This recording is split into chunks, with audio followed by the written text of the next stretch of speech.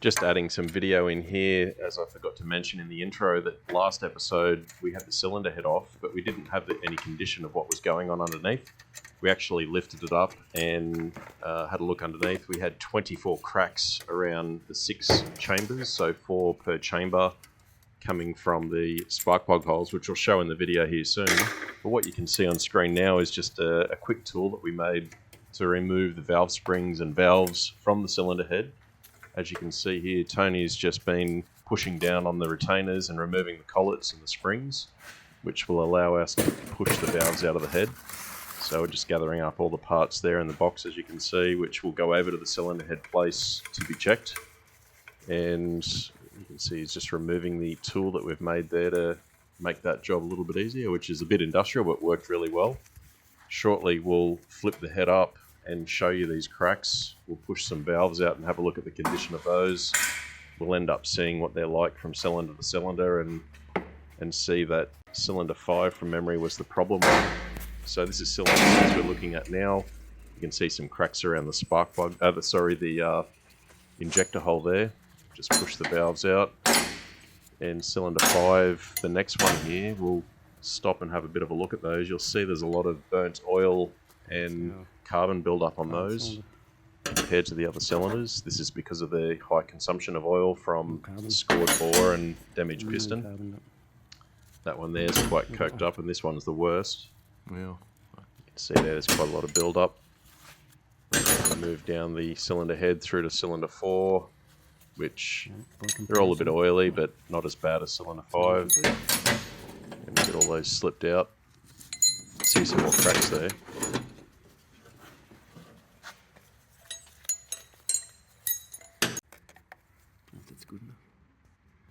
Unfortunately, this head will be no good and we'll have to replace it. It's not going to be repairable as far as we're concerned for the usage of this engine. You could probably weld those up and make the engine run, but it wouldn't be ideal for a high mileage highway truck engine. So we'll have to see about getting another cylinder head lined up, which hopefully shouldn't be a problem. And we'll get it serviced and check these valves against some other ones we might have and put the best combo together. 24 cracks. That head's cactus.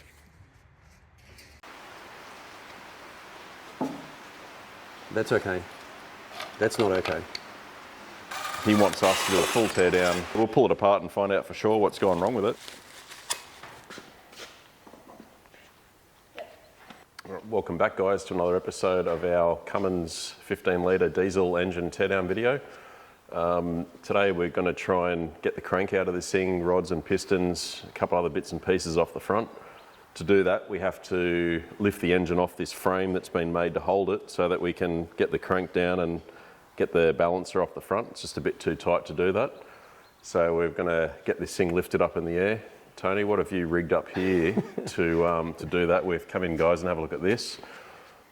Got a couple of, an item or two here to help us lift the engine. We're going to make a couple of hooks, but Tony's come up with a better idea. Instead of a simple bracket, I just thought we'll put a couple of con rods between the bolts there and we'll test them out. But I think they'll work really well. Are these a couple of customers' rods that are going in an engine next week? Are we just testing their durability before we put them in, or? Well, no. Yeah, we could say that. No, just a couple of old 4-cylinder BMW rods out of an N46 engine. We just thought, this will be nice and quick and easy to throw between a couple of bolts and lift up. So we'll pop it up in the air and get started, eh? Yeah, we'll get the sump off and get into it. Yep.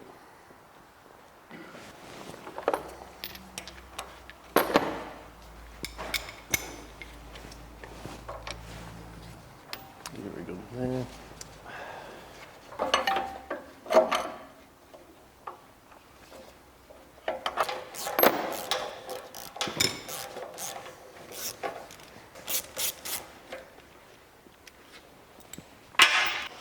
All right, Tony, we're ready to lift. Yep.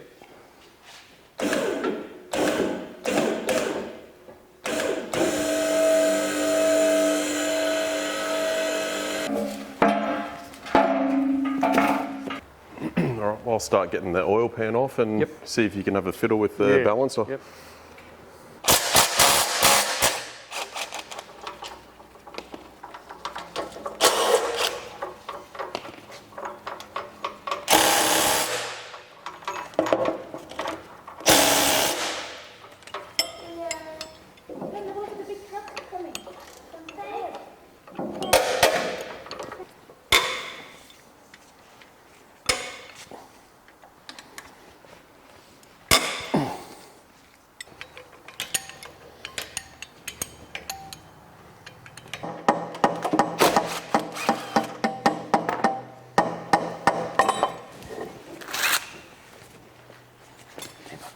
What do you reckon that weighs? Oh, about 7 or 8 kilos maybe.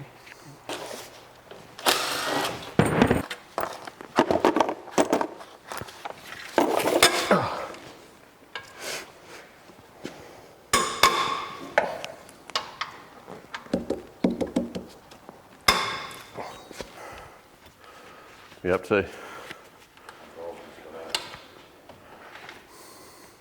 Put together with a 2,000 Newton metre gun like they pull them apart with. Well, yeah, but they're not stripped, so. Oh, the do. I know they don't every time I see it. Sorry. You can put the nice people do, just put bleep nice people. Duck on the pond. Duck on the pond.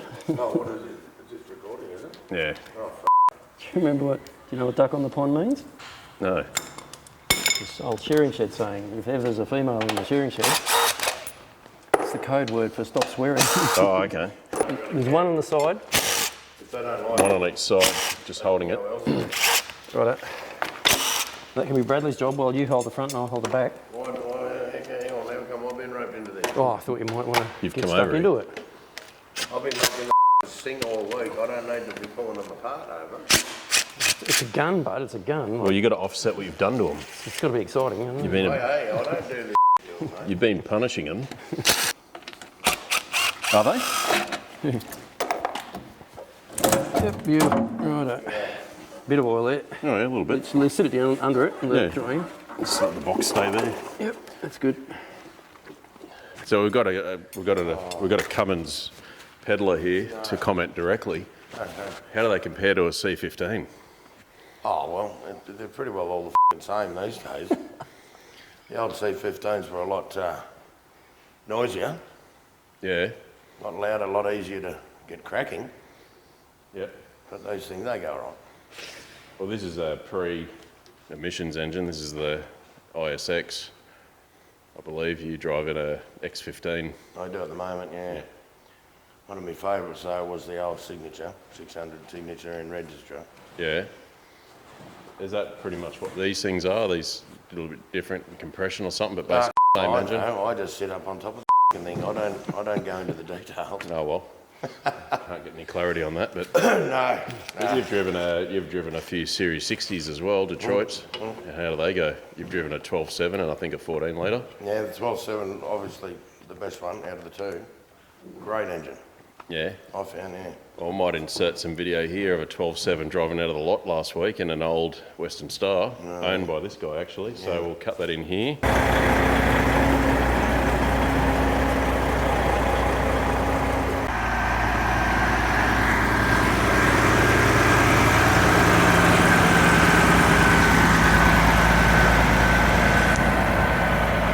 The old Heritage, yeah. Great Yeah. tractor. Well, there you go. All right. Well, thanks for the words there, and we'll God, get back that's into all it. You break and we fix them. I don't break them, son. Good operators don't break them. Maybe you can give us a hand putting this thing back together then. Good operators don't break them, you hear that, Ed? Well, that's true. Wonder what these are here. Yeah, I was putting Backwards F, a 2, in a 6. an upside down 9. Oh, a 6. Yeah, it could be a 6. Why would one be upside down and one back? Oh, no, that's a 7 maybe. They just didn't finish the line. Well, backwards F, upside down 9. Yeah, I don't know. Why would you do a straight? I don't know. What? Oh, because If you were going to do a 7, wouldn't you put it at a bit of an angle? I don't know, people put a line through it just in case you confuse a 7 for a 7. Yeah, a 7's it's got an angle freaking Yeah, it does. straight line. I don't know. You wouldn't have a clue what that is. Anyway, not important. It's not going to affect Not anything. important.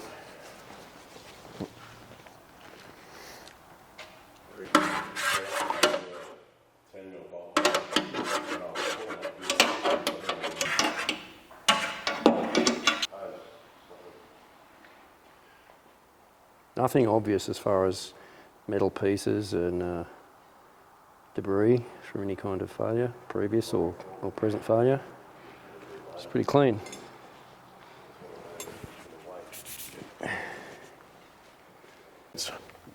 I'm not worried about that. Jesus Christ.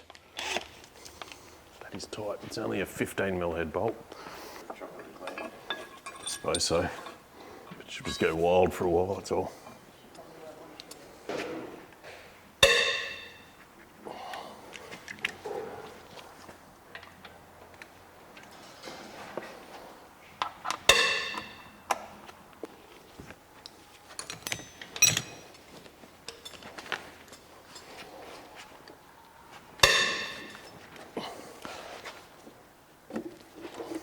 It's just it's dust and a little bit of oil film, and it just sets like a pasty sort of a mud. You can imagine the dust under a vehicle down low, and it only takes a mere like a weep or a damp spot of oil, and it just builds up over time. Can I just get you to hold this plate, please? It's a little bit heavier than it looks. I've got this side here, if you have the opposite corner. I've got the whole lot. Alright, come down. What's that sitting there on top? Two captive nuts, are they? Or are they all captive nuts? No, there's only these nuts. They were for the pickup, I think. Oh, yep. Or two of them were. Oh, you've taken that off, yep. Yeah. No way. So what are we taking off here? This oil pump's just a gear drive, so it looks like it'll just come straight down.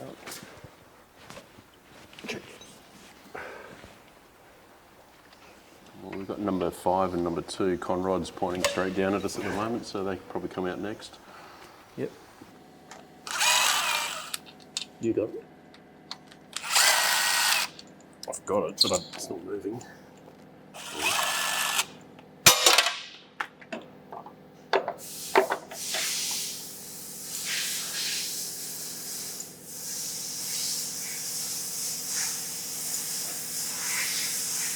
It's actually quite neat.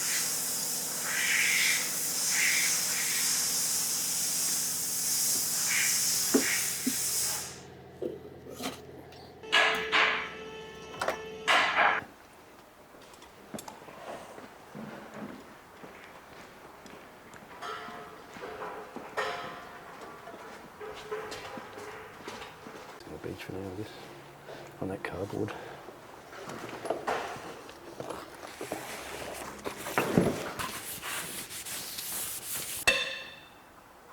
They're not too bad at all. Yeah, good. So we're just undoing number 2 conrod cap at the moment. The plan is we're going to slide the piston up. It'll come up through the top of the deck here. We've got our lifting arrangement in the way, so we'll bring the crown of the piston up. The rings will stop it coming down, so we'll lift them up. We'll drop the block to the ground, undo this, slip them out, put it back in the air, and we should be right for the other 4.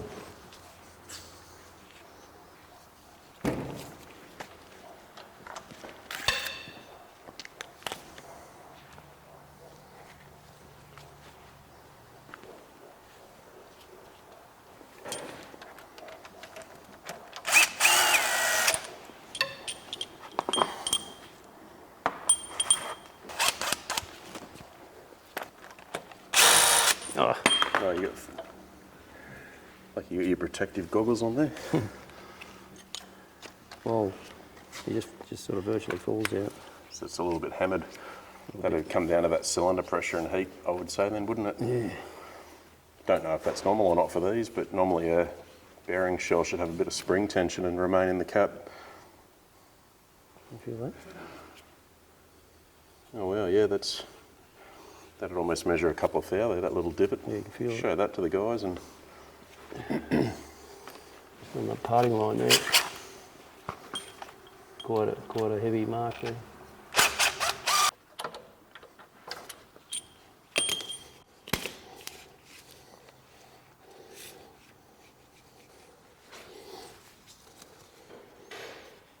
same sort of mark on this one, but it doesn't feel as deep.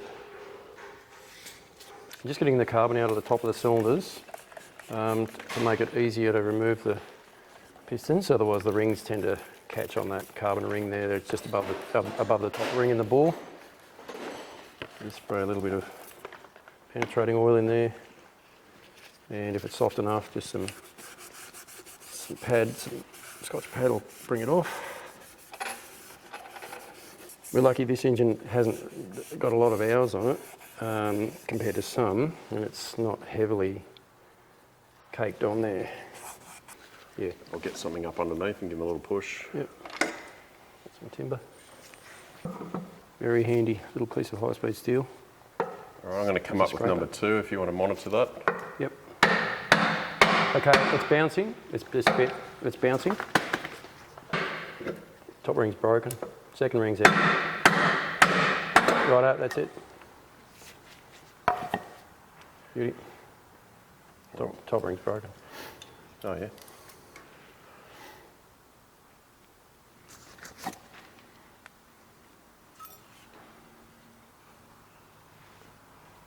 Just trying to see if it was previously broken, or did we just break it? It looks like it was previously broken. It's got a bright rub mark on the... Oh, yeah, so it's shiny. Yeah, it's bright there. So it's knocked off the casting, the brake. Yeah, that mating face there's... And that's the machine side, that end, is it? Yeah, Or it file side? looks like. Let me just clean it again. That looks like the machine side. This will be the normal butting side. It's got a machined edge on it. And this other side here is bright, where it's been rubbing on the mating piece that's broken off. So this was broken during running. Too much cylinder pressure, Lawrence? Maybe.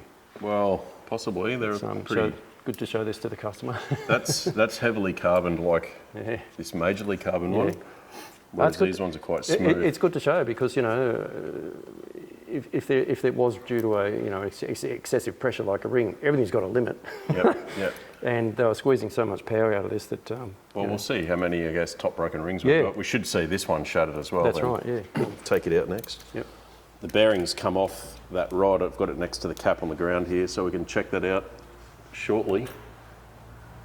The other cap, the other bearing stuck to the journal on this one as well, so I'll just pop it off.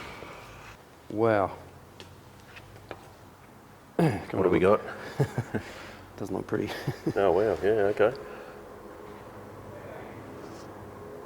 That's been working real hard. Yeah, that's not in good nick. Oh wow, look at that. It's dragged material and placed it here, and look at all that pitting. Well, that looks like cavitation. Oh yeah, like from hot oil or? No, it's just there's so much force, it's so quick, it generates so... The vacuum bubbles are created due to a rapid pressure change. So vacuum due to vacuum. Yep. So, but the damage is done when that little gas bubble implodes. Every time one of those little bubbles implodes, it implodes so fast that it rips a little piece of metal off. And over time, you end up with that form there. Well, and that's just from high load. High load. Can be from high load. Could be from like a higher viscosity oil than, you know, like if the fluid's thicker, it doesn't react as quickly to if it's poor oil dimensional change. Between changes maybe. Yeah, or it could be quite a few things. Yeah. Interesting. Well, that was cylinder 2, which wasn't our problem cylinder to look at the liners. We're taking 5 out there, which is our problem cylinder. Yeah. The shell's on the ground here. So have a look at him. Is that the lower? That's the upper. Oh, this is the upper. Yeah, I was stuck to the crank so that it wasn't on the rod. This one looks similar, just so far. Yeah, it's very similar. You can see that high load there with this like a cavitation formation. So is that where the oil wedge forms here then as well? Yeah, well, it seems to be that, you know, there's a point where it's rolling over a little bit, where the crank's coming down, or on the side there, or it's pushing it sideways. Because this other side here looks relatively, well, apart from where the oil hole is, and then you get this high rub right on the crown of the bearing here. Look, you can see that real hard rub mark there. Yep. And then you've got this like a cavitation sort of an area over here. So that'd be at top dead center when it started to push that piston. So there's possibly more than one thing going on here. Looks like we've got a cavitation issue here, which is ripping off the surface. A little bit of scoring there, and you got this really hard rub mark right on the crown. But I mean, you know, there's only so much load that these slipper bearings with the oils that are, you know, can take. There's a limit. So interesting. Yeah, yep. You know, like it's not an indication of an engine that's going to last. Well, that could just be, well, we know that this engine, so no, the head had gone on it. I don't know what the life of the bottom end is, but we don't know what the kilometres are. Ed would know. Oh, I thought wasn't that many. Oh, well, he'd done Well, it. the head was only on for a short while. Oh, I thought he did kits too. I think cylinders, no? No, yeah, No? you could be right. I'd have to ask him about that. But yeah. we'll find out what kilometres are on those bearings. Yeah. Because, you know, a 1 million kilometre engine could look like that too. Yeah, that's couldn't right, it? yeah. It's still running, don't get me wrong, but it's not a great look.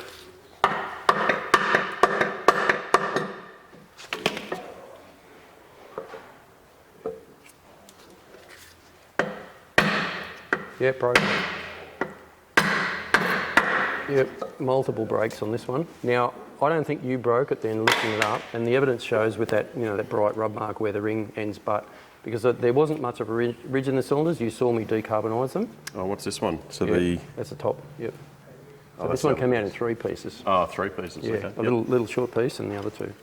So if we get the same kind of bright, if you freshly break a ring, you'll see like a matte, sort of a Well, you'll see the casting finish. and the rough peaks, won't you? But if it's bright,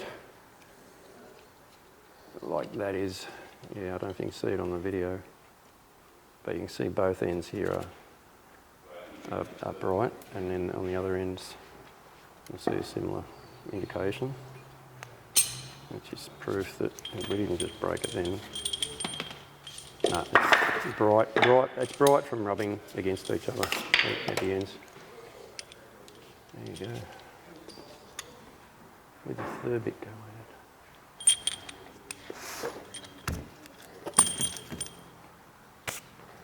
We'll find it.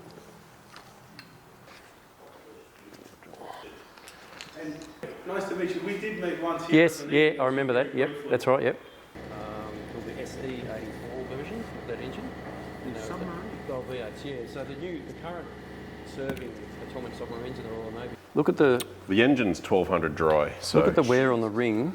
You can see the face remaining there. You can touch that and feel that ridge there, how big it is. Oh wow, yep. And the amount of wear that the ring has suffered in the groove. I guess we can compare a new ring with that table profile, see if it's the same angle. We'll keep these, and when we get the kits, we'll just compare that. That looks like it's done a lot of work, and probably part of the reason why it's failed. Now that cylinder, that's the one that failed, and you can see the damage on the face of that ring there as well, the heat damage, where it's failed there. It's good evidence. Good.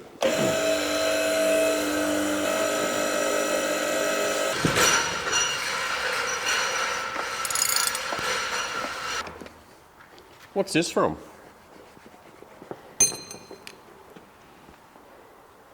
Probably out of the pump. Oh, it's a piston squirter. It's broken. Okay. Well, that's interesting. I wonder if I did that. Well, it looks like a piston squirter. Maybe I knocked it with the timber. Yeah, possible. It's all right, we're going to put new ones of those in.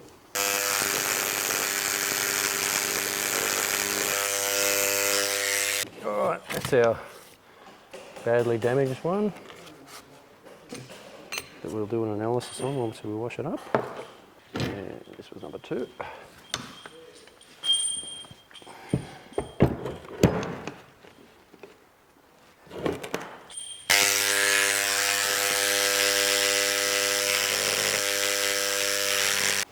Have a quick look at number 1. Yeah, similar sort of unusual wear on the side there. The waist area, same as the others.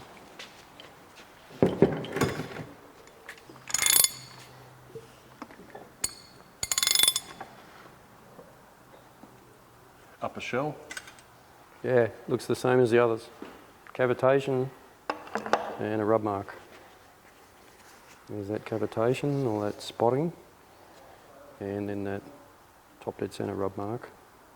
It's not quite as bad as number 5. Number 6, upper shell. Number 6.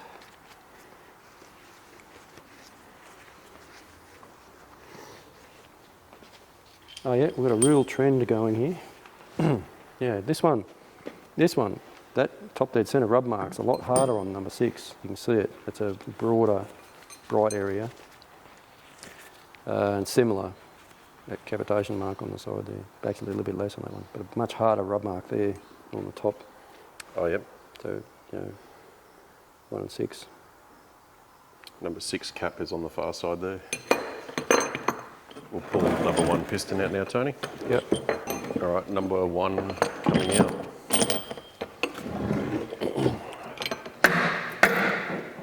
Is that finished? Yep. And the ring's intact, but it falls off the piston. Look how loose it is there. Oh, yeah. All right.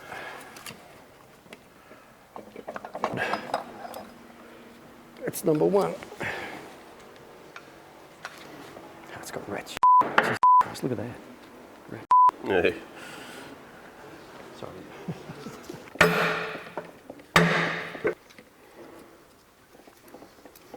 Number 1 ring is intact, but really loose on this one. Yeah. Yep.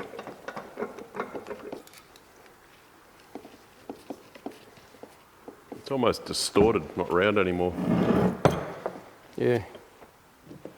Bizarre. Yeah, the rings just fall off. It's weird. They just fall off. Yeah.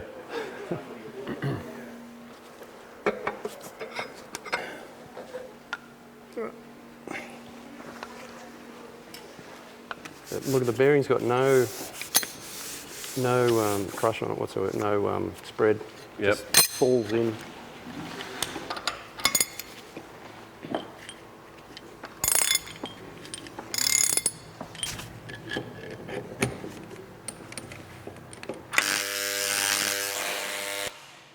Here's some trivia.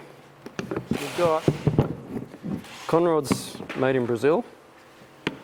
And we've got gudgeon pins made in the USA. It's a very multicultural engine. Globalisation. Global sourcing. What are those ones? They're the other one, yep. So number 4, lower bearing. Let's have a quick look.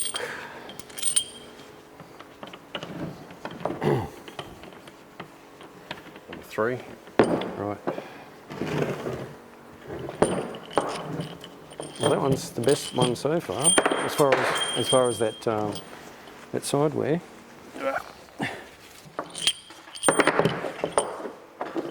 Number 4. We marked that before we. Anyway, the numbers they're serial numbered anyway, so that number there matches the one on the side. That's number 3. But I'll mark it anyway.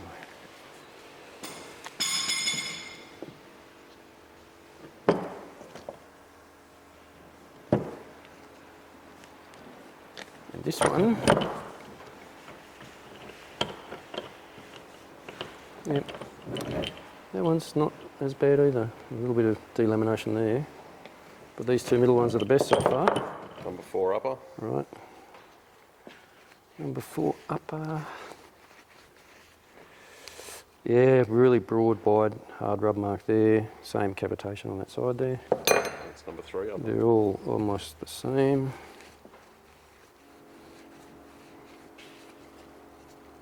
Oh yeah.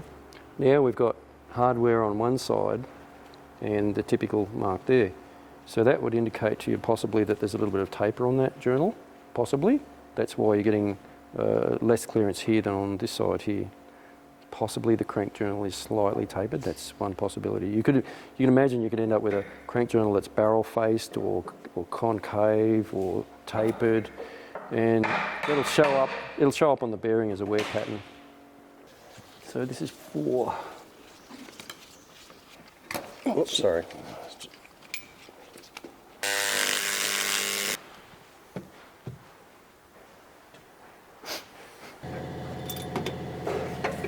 Yep, that's it.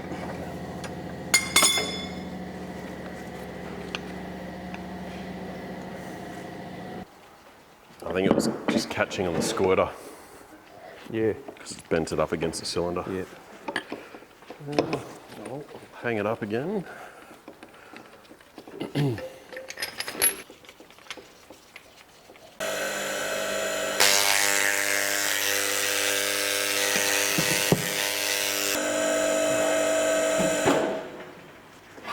Right, looks like this. Can you get the water pump off? Yeah, I guess that's easy enough. I'm just going to take this seal carrier off. Yep. Looks like it's separate. Like this cover here is loose, but this is tight. So there could be a sleeve on the crank as well, like there was at the back. So, and there's some jacking nuts here on this cover. See? So you've got these nuts around here. Oh yeah. So we can jack it off with some 6mm screws.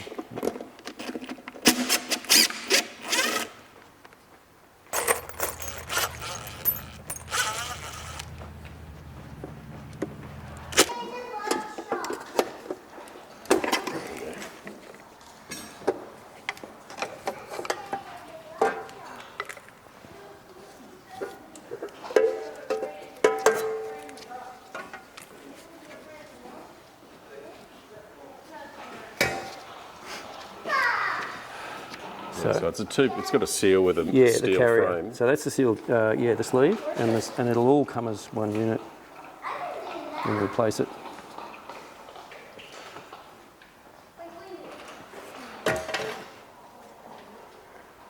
All right. Nice profile gasket on the cover. That's the way to go. Can't get that wrong. That's pretty good sealing system compared to the old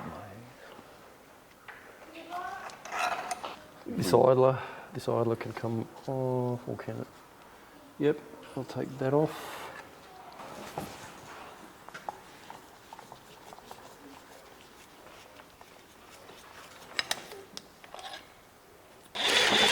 Because you know it won't last.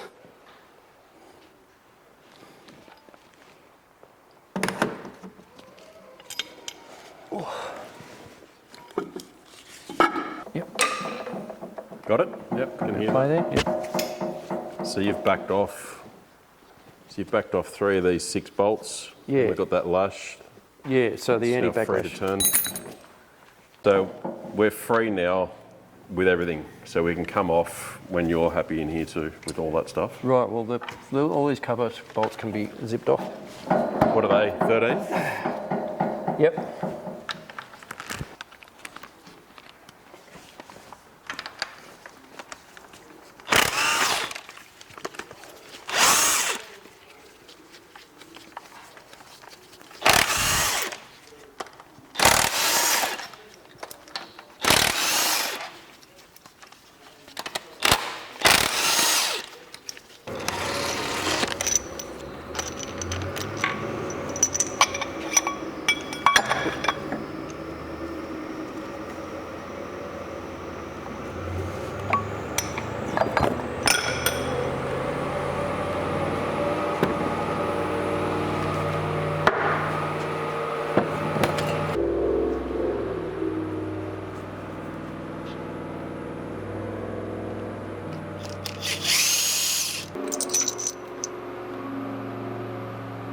I don't know if we have to or not. Oh, the backing plate. There you go.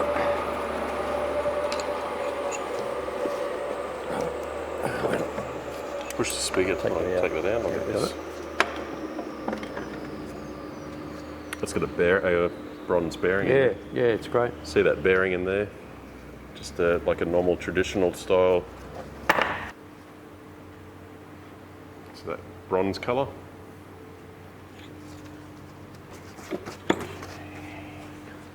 I'll pull it from the top if you just support that weight of that side. Yep. Okay, I've got to come around the crank gear, so this way a little bit.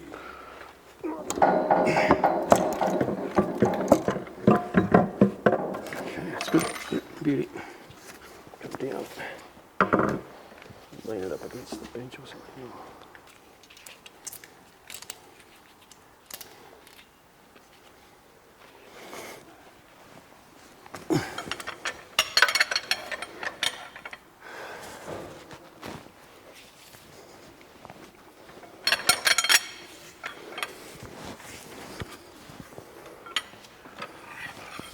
It is physically a different type of engine disassembly compared to a normal one. On the 538s, you've got 8 cylinders each side, individual heads, 8 bolts per head. That was an afternoon's work, putting them on. So 16 times 8. Yeah, and they're heavy, like they're steel heads. So that's 108 bolts. Yeah, hand tightened here.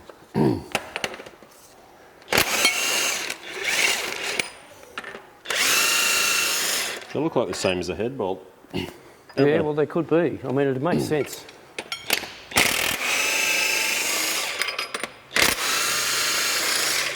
On the money, Lawrence? Oh yeah? Now that makes sense. Now and again you see logical, you know. Bottom and top pulled Yeah. together with same bolts, same Someone's force. used reasonable deduction and said, hang on, we can use the common fastener here.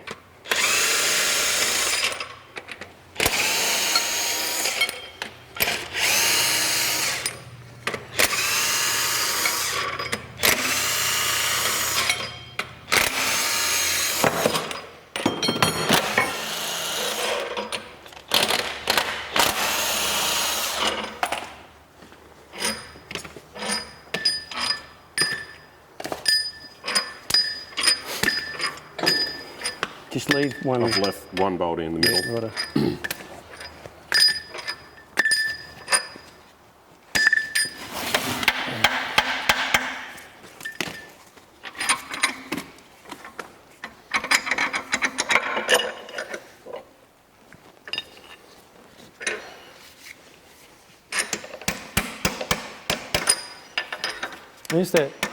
There's that side wear again. See on the mains, that indication. Oh yeah.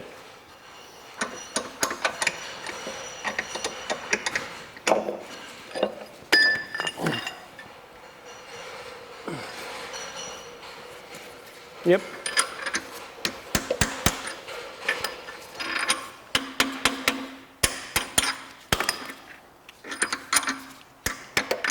You see a number in there? That's unique to the front because of the shape of it. Oh, the arrow, yep. Oh yeah, the shape, hang on. All these arrows things are pointing forward on the casting. Yep, it's good. Wait.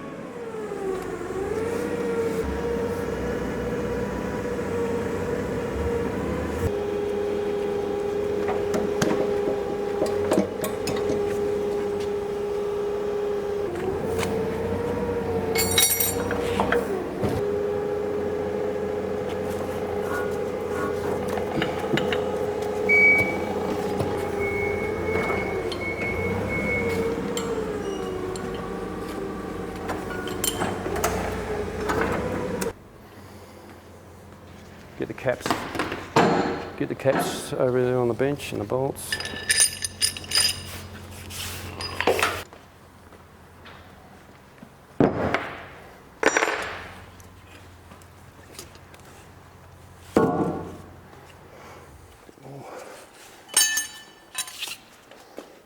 Yeah.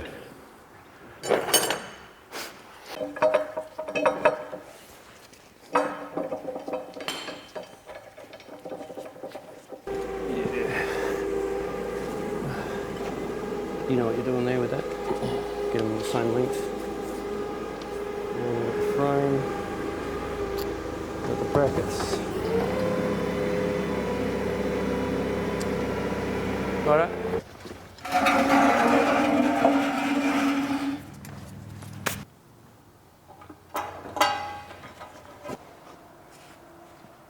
Good? Yep.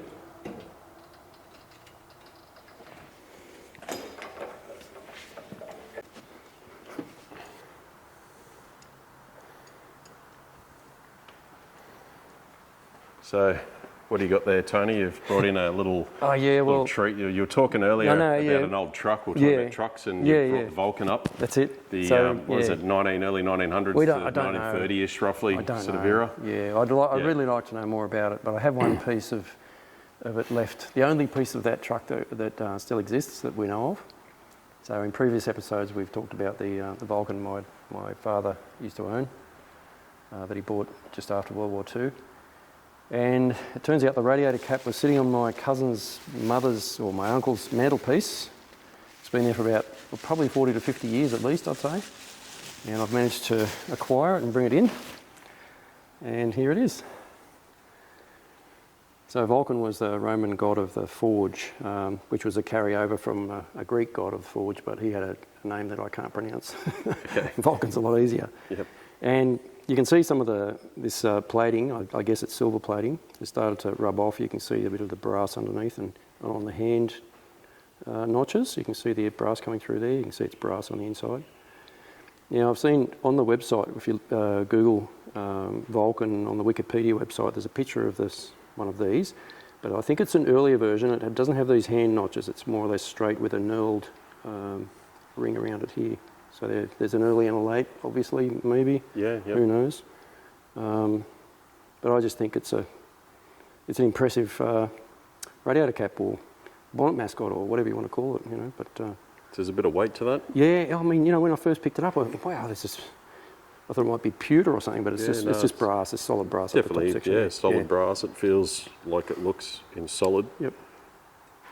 So the factory was in Southport, I think, and they started producing from 1903, I think it was. But check on the website.